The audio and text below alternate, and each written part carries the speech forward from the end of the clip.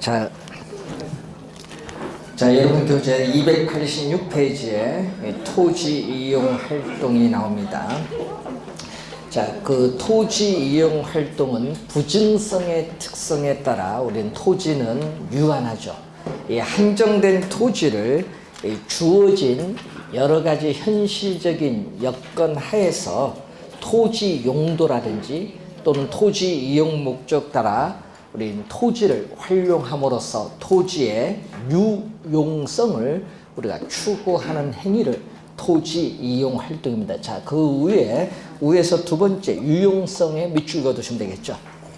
유용성을 추구하는 행위다 이렇게 보시면 되겠습니다.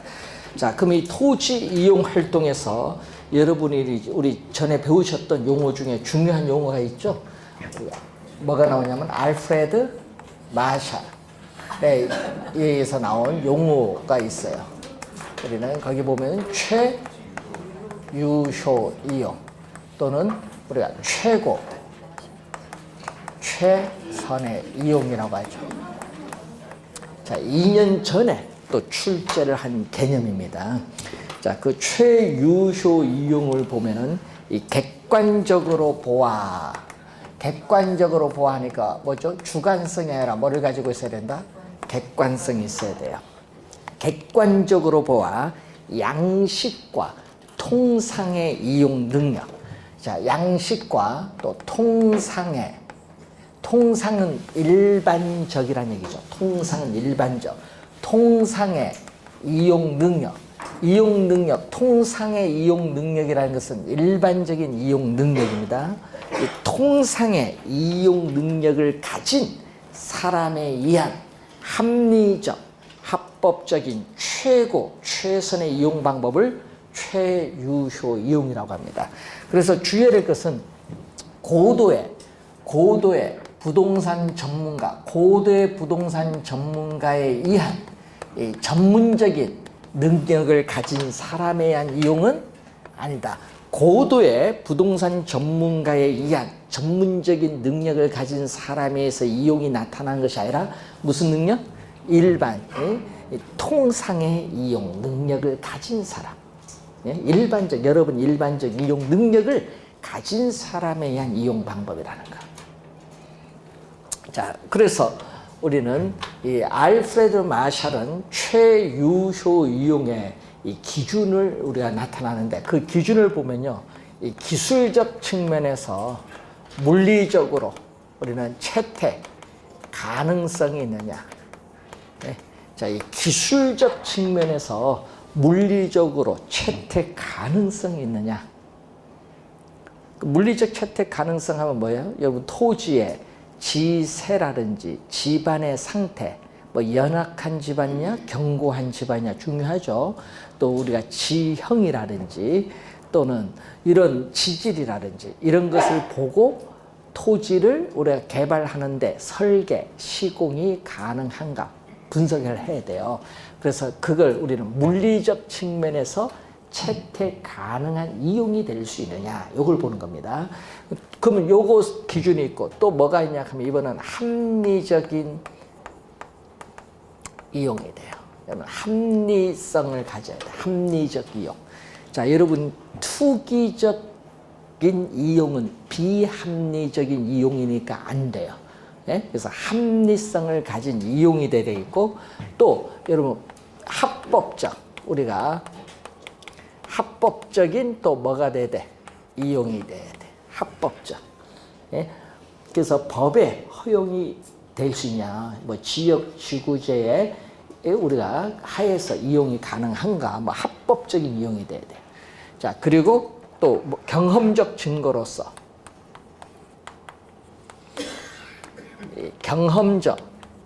또 증거로서 우리는 부동산을 이용함으로써 우리는 우리는 최고의 또 수익을 얻을 수 있느냐.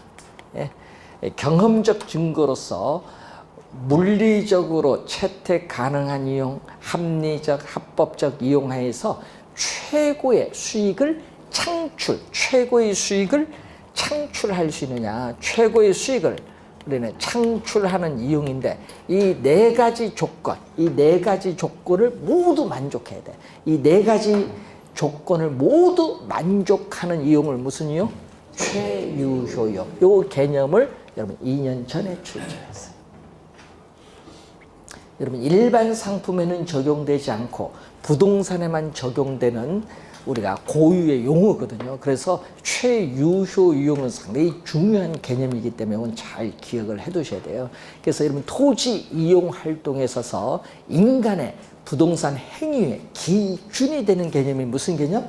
최유효 이용의 개념입니다. 자, 그걸 기억을 좀 해두시고, 자, 287페이지에 중간에 보면은 이 조방적, 집약적 토지 이용과 관련해서 거기에 토지 이용에 뭐가 나온다? 집약도가 나와요. 자, 토지 이용에서의 집약도. 자, 토지 이용의 집약도를 보면은 단위 면적. 자, 여러분 이제 많이 배우셨던 용어 중에 여기 1m, 여기도 1m 하면 여기 1제곱미터를 우리 뭐라고 하죠? 단위 면적. 그래서 여러분 단위 면적이라는 용어 우리 상당히 중요한 용어예요. 1제곱미터를 얘기합니다. 그래서 이 단위 면적 땅, 여러분 이 1제곱미터, 이 단위 면적 토지, 이 단위 면적인 이 토지에 투입되는 이 노동, 인간의 이 노동과 이 자본의 상대적 크기는 이렇게 분수식으로 나타내는 거죠.